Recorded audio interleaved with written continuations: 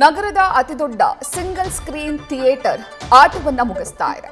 Lease ಅವಧಿ ಮುಕ್ತಾಯ ಹಿನ್ನೆಲೆ ಊರ್ವಶಿ ಸಿನಿಮಾದ ಕಟ್ಟಡವನ್ನ ನೆಲಸಮ ಮಾಡಲಾಗ್ತಾ ಇದೆ. ಲೀಸ್ ಅವಧಿ ಮುಗಿದಿದ್ರಿಂದ ಭೂಮಾಲೀಕರು ಈಗ ಥಿಯೇಟರ್ ಅನ್ನ ಡಿಮಾಲಿಷ್ ಮಾಡೋದಕ್ಕೆ ಮುಂದಾಗಿದ್ದಾರೆ. ಹಲವು ಸೆಲೆಬ್ರಿಟಿಗಳ ಫೇವರೇಟ್ ಥಿಯೇಟರ್ ಆಗಿತ್ತು ಊರ್ವಶಿ ಥಿಯೇಟರ್. ಹಲವು ಸಿನಿಮಾಗಳಿಗೆ ಲಕ್ಕಿ ಥಿಯೇಟರ್ ಕೂಡ ಆಗಿತ್ತು. ಇನ್ನು 1970ರಲ್ಲಿ ಊರ್ವಶಿ ಥಿಯೇಟರ್ ಅನ್ನ ನಿರ್ಮಾಣ ಮಾಡಲಾಗಿತ್ತು. ಡಾಕ್ಟರ್ ರಾಜ್ಕುಮಾರ್ ಅಣ್ಣ ಅವರು ಈ ಥಿಯೇಟರ್ನ ಉದ್ಘಾಟನೆ ಕೂಡ ಮಾಡಿದ್ರು. ಸುಮಾರು 56 ವರ್ಷ ಹಳೆಯದಾದಂತಹ ಊರ್ವಶಿ ಥಿಯೇಟರ್ ಅನ್ನ ನೆಲಸಮ ಮಾಡಲಾಗ್ತಾ ಇದೆ. 1970ರಲ್ಲಿ ನಿರ್ಮಾಣವಾಗಿದ್ದಂತಹ ಈ ಥಿಯೇಟರ್ನ ಈ ಥಿಯೇಟರ್ ನಿರ್ಮಾಣವಾಗಿರುವಂತಹ ಜಾಗವನ್ನ ಲೀಸ್ಗೆ ಪಡೆದುಕೊಳ್ಳಲಾಗಿತ್ತು. 2018ಕ್ಕೆ ಲೀಸ್ ಅವಧಿ ಮುಕ್ತಾಯವಾಗಿತ್ತು. ಅದಾದ ನಂತರ ಭೂಮಾಲೀಕರು ಹಾಗೂ ಥಿಯೇಟರ್ ಮಾಲೀಕರ ನಡುವೆ ಒಂದಷ್ಟು ಭಿನ್ನಾಭಿಪ್ರಾಯಗಳು ಶುರುವಾಗಿತ್ತು. ಜಾಗದ ಮಾಲೀಕರು ಹೈಕೋರ್ಟ್ ಮೆಟ್ಟಿಲೇರಿದ್ರು. ಹೈಕೋರ್ಟ್ ಜಾಗ ಖಾಲಿ ಮಾಡುವಂತೆ ಸೂಚನೆಯನ್ನ ಕೂಡ ನೀಡಿತ್ತು. ಆದಾಗ್ಯೂ ಕೂಡ ಇನ್ನೂ ಆ ಜಾಗದಲ್ಲಿ ಥಿಯೇಟರ್ ಇರುವಂತಹ ಹಿನ್ನೆಲೆಯಲ್ಲಿ ಇದೀಗ ಜಾಗದ ಮಾಲೀಕರು ಥಿಯೇಟರ್ ಅನ್ನ ಡಿಮಾಲಿಷ್ ಮಾಡೋದಕ್ಕೆ ಮುಂದಾಗಿದ್ದಾರೆ.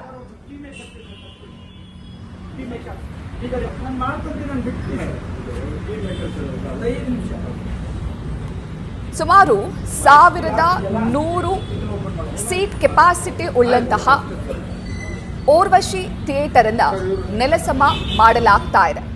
ಹಲವು ಸೆಲೆಬ್ರಿಟಿಗಳ ಫೇವರೆಟ್ ಥಿಯೇಟರ್ ಆಗಿತ್ತು. ಹಲವು ಸ್ಟಾರ್ ಹೀರೋಗಳ, ಸ್ಟಾರ್ ನಟರ ಸಿನಿಮಾಗಳು ಇಲ್ಲಿ ಬಿಡುಗಡೆಯಾಗಿ 100 ದಿನಗಳ ಕಾಲ ಯಶಸ್ವಿ ಪ್ರದರ್ಶನವನ್ನ ಕೂಡ ಕಂಡಿತ್ತು. ಇದೀಗ ಲೀಸ್ ಅವಧಿ ಮುಕ್ತಾಯವಾದಂತಹ ಹಿನ್ನೆಲೆಯಲ್ಲಿ ಆ ಜಾಗದ ಮಾಲೀಕರು ಥಿಯೇಟರ್ ಅನ್ನ ನೆಲಸಮ ಮಾಡೋದಕ್ಕೆ ಮುಂದಾಗಿದ್ದಾರೆ. 1970ರಲ್ಲಿ ಈ ಥಿಯೇಟರ್ ನಿರ್ಮಾಣವಾಗಿತ್ತು. ಇನ್ನು ಊರ್ವಶಿ ಥಿಯೇಟರ್ ಇಂದ ನಮ್ಮ ಪ್ರತಿನಿಧಿ ಸವಿತಾ ನೇರ ಸಂಪರ್ಕದಲ್ಲಿದ್ದಾರೆ. ಸವಿತಾ, ಸುಮಾರು 56 ವರ್ಷಗಳ ಇತಿಹಾಸ ಇದ್ದಂತಹ ಥಿಯೇಟರ್ ಇದು.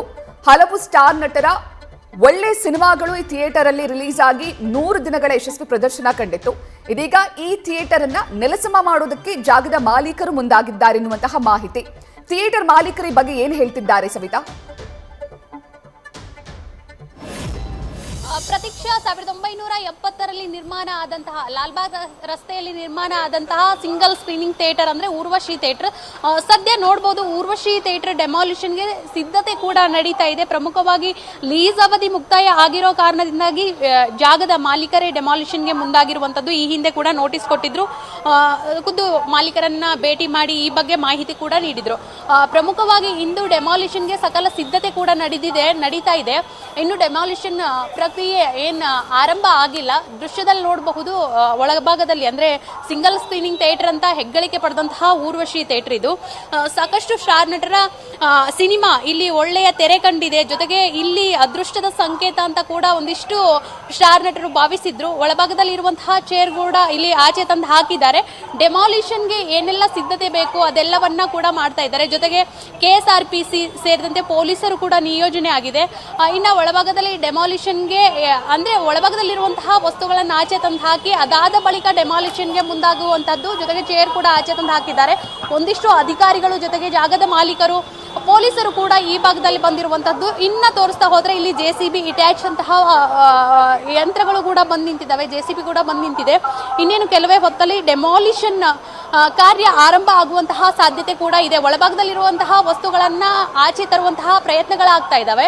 1970ರಲ್ಲಿ ನಿರ್ಮಾಣ ಆಗಿರೋದು, ಸರಿಸುಮಾರು 50 ವರ್ಷಕ್ಕೂ ಹೆಚ್ಚಾಗಿರುವಂತಹ ಈ ಒಂದು ಊರ್ವಶಿ ಥಿಯೇಟರ್ ಕೇವಲ ಸ್ಟಾರ್ ನಟರಷ್ಟೇ ಅಲ್ಲದೆ ಅಭಿಮಾನಿಗಳು ಕೂಡ ಈ ಒಂದು ಭಾಗದಲ್ಲಿ ಸಿನಿಮಾ ವೀಕ್ಷಣೆಗೆ ಬರ್ತಿದ್ರು. ಸಿಂಗಲ್ ಸ್ಕ್ರೀನಿಂಗ್ ಥಿಯೇಟರ್ ಅಂತ ಸಾಕಷ್ಟು ಹೆಗ್ಗಳಿಕೆ ಪಡೆದಂತಹ ಊರ್ವಶಿ ಥಿಯೇಟರ್ ಏನಿದೆ, ಇನ್ನೇನು ಕೆಲವೇ ಹೊತ್ತಲ್ಲಿ ಡೆಮಾಲಿಷನ್ ಮಾಡಲಿಕ್ಕೆ ಅಧಿಕಾರಿಗಳು ಸಿದ್ಧ ಆಗಿದ್ದು, ಇನ್ನೇನು ಕೆಲವೇ ಹೊತ್ತಲ್ಲಿ ನೆಲಸಮ ಆಗುತ್ತಂತಾನೆ ಹೇಳ್ಬೋದು. ಪ್ರತೀಕ್ಷಾ, ಸವಿತಾ, ಥಿಯೇಟರ್ ಮಾಲೀಕರು ಈ ಬಗ್ಗೆ ಪ್ರತಿಕ್ರಿಯೆ ಕೊಟ್ಟಿದ್ದಾರೆ. ಜೊತೆಗೆ ಇವತ್ತೇ ಸಂಪೂರ್ಣವಾಗಿ ಡೆಮಾಲಿಷ್ ಮಾಡಕ್ಕಾಗುತ್ತಾ ಸವಿತಾ? ಮಾಲೀಕರು ಒಳಭಾಗದಲ್ಲಿ ಅಧಿಕಾರಿಗಳ ಜೊತೆ ಮಾತುಕತೆಯಲ್ಲಿ ಇರೋ ಕಾರಣದಿಂದಾಗಿ ಅವರನ್ನು ನಾವು ಸಂಪರ್ಕಿಸಲು ಸಾಧ್ಯವಾಗ್ತಿಲ್ಲ.